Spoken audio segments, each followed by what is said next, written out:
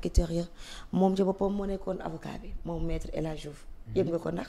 waaw déggoon naa loolu de. moom mooy avocat bi dégg naa loolu waaye moom nee na bu mayul dina woon bu procureur bi retiré wul ay kàddoom dina ko porter plainte parce que procureur bi dafa amoon ay questions yoo xam ne dañ ko doon laaj Omar.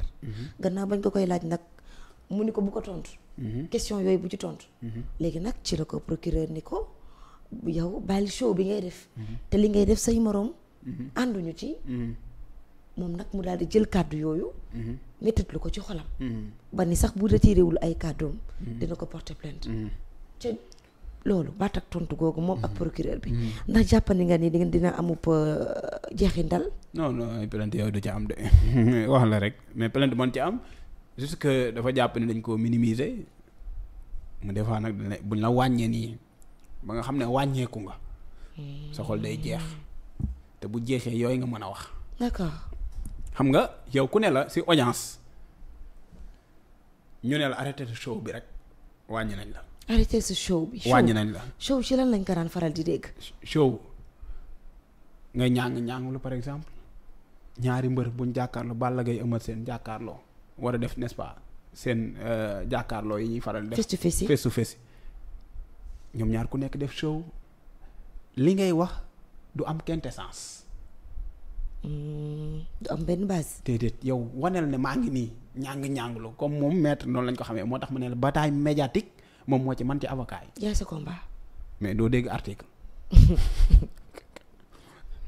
bataille médiatique yi muy génn nii yëpp problème Adji Sarr ñëpp xam nañ ko problème Adji Sarr fan nga déggee maître tudd la article ne la boo demee ci telle loi article nangam mu ngi wax ci li dégg ko ma ko woon de.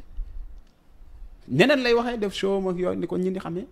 mais ci biir audience bu ko defee wala bu procureur jàppee ne loolu lay def si domaine am la nekk ba léegi procureur tamit bëgg koo minimiser si loolu par exemple wala tamit mën na koo bañ a jàppee sax procureur mën na koo jàppee ne pour toroxal nit ki de.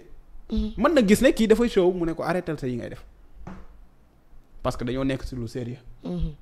léegi nit ki nag gannaaw bi mu ne ko arrêté li ngay def lii ngay def sax say nawle maanaam say confrère kontaanuñ ci loolu xam nga li muy ëmb mën naa bari.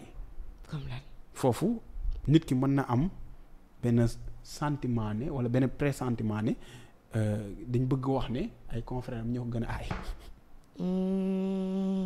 maanaam mën na xalaat ne. kii dafa bëgg a wax wala li muy insinuer mooy ay confrères am ñoo ko gën a dégg droit. wala ay confrères am daal ñoo ko supérieur ak yu ne mel loolu lépp nit njortu nit xam nga bopp nit moom fu ne lay dugg. man nga xalaatee bu yenn kàddu yi suñ la ko waxee man nga gis sa bopp nit dafa gaaw gis boppam. gis boppam yaakaar ne dañ lay minimiser yaakaar ne yow aayoo keneen kay aay wala ñeneen ñi ñoo la gën a aay yow soo rek ngay def mais doo wax ci droit. loolu nag mën na merloo nit te nit su si meree mën na wax ne dama lay porter te du la porter plainte bu du la porter plainte xalaatu ko sax mais jàppal ne nit moo mel noonu orgueil nit boo ko laalee rek yëngal nga ko te boo ko yëngalee donc mooy waral yenn réaction à chaud yoo xam ne day metti nit mën na ci wax leen ba pare après regretter ko du dem fenn moo du ko xam maître xamee ko sax yooyu noonu maître du dem fenn. plainte bi du génn kër gi. non du génn kër du bind plainte sax xaaral moo ko gëmm non maître du def loolu. ndax am na droit aussi mu ni client am bul répondre ci question bi répondre ci question. loolu ndax mu ne loolu ay avocat la. d'accord avocat la mais xëy na ak manière bi nga koy defee. ak manière bi nga koy defee. d'accord manière bi nga koy defee dafa am importance. comprendre du jar sax nga naan diw bu répondre à cette question parce que est-ce que xam nga ne yow am nga droit bañ a répondre. waaw am nga droit bañ a répondre. commencement ba fin. waaw ñuy bind rek. waaw ñuy bind rek doo wax waaye ñoom ñu ngi wax. waaw ñu ngi bind di wax di bind. d'accord. parce que après dafay am procès verbal. loolu yëpp day nekk ci procès verbal bi. verdict bu génnee lu la dal nga xam ne loolu la. d'accord. ngay gis enquête même police dañ lay woo enquête ñu pose la question nga ba ne du ma répondre wala nga ne du ma répondre tant que sama avocat ñëwul. am nga ci droit.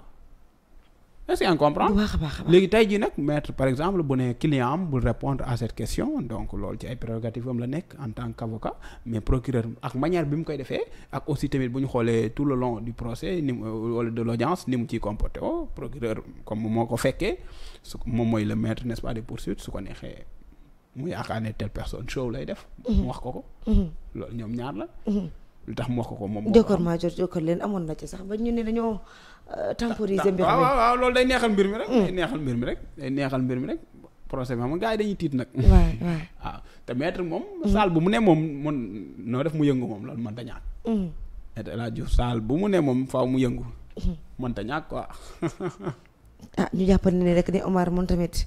comme kay maître mooy avocat am yaakaar naa ni war nañ ko war a mun a bàyyi kon. maanaam maître El Hadj Diouf ci gàttal problème bi mooy amul benn droit wala lu loi wax lu mu war a mën a teg ci table ju mën a setal Omar Sow te mooy yaay tamit nekk bul wax parce que boo xam ne boo waxee day jéggalu dangay xamal ne maa def kon maître lu mu fay defati. mën naa bañ a jël avocat. bilaay waaw non li Omar li moom li mu wane tey moom. man bu doon moom man du ma jël avocat moom loolu jarul jël avocat. da ngay dem rek maa tooñ maa jéggalu. maa jéggalu paquetage la ñu ne nangam ba ma koy wax nangam tey ma ko jéggal leen ma damaa asthmatique loolu daa jël avocat. ku lay nettali ay jaayum verre kay. waaw gille yi. voilà c'est ça waaw comme yooyu yëpp amoon na jarul jël avocat ñëw rek. nga teel a jéggalu. après nga xaar. circonstance atténuante mën na am. mën nga jégalu après. nga jégalu après. am na solo bu baax Chérif Diouf laata maa ñëw ci beneen ponk damay nuyu mbokki internet yi nga xam ni fi ñu tollu témbee ñu ngi jàkkaarloog ñun dañu seetaan ana mbir ma voilà.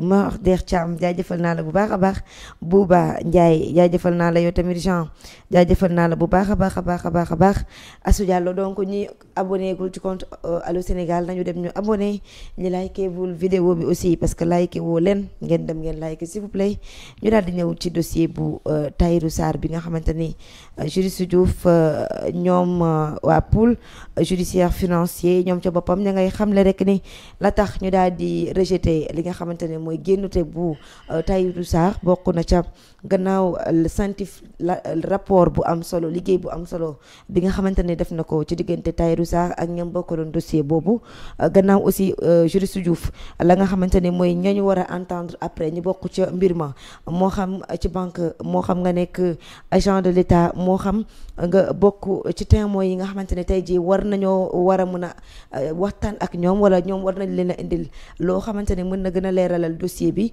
jàpp nañu daal ni bu ñu bàyyi wee ki nga xamante ne mooy Tahirou Sarr dafay dem mu effacer lépp loo xamante ne trace la woon boo xam ne defoon na ko moo tax ne na fi ñu tollu tembe mu ne suñu bàyyi ki nga xamante ne mooy Tahirou Sarr kaka wax nag di président ba di Mamadi Diané ànd ceeg yeneen ñeenti nit yoo xam ne daal muy juróomi nit yoo xam ne loolu la ñu daal di tënk jëm ci li nga xam ne rek mooy dossier bu Tahirou Sarr juriste Diouf Cheikh Tidiane ban njàngat nga gis ci la nga xamante ne moom la ñu daal di génnee que ni daal moom moomee di Tahirou Sarr ñu maintenir ko nekk na lu utile waaye nekk na lu nécessaire. waaw soxna Astou tout d'abord xam nga cas Tahirou bi. waaw c'est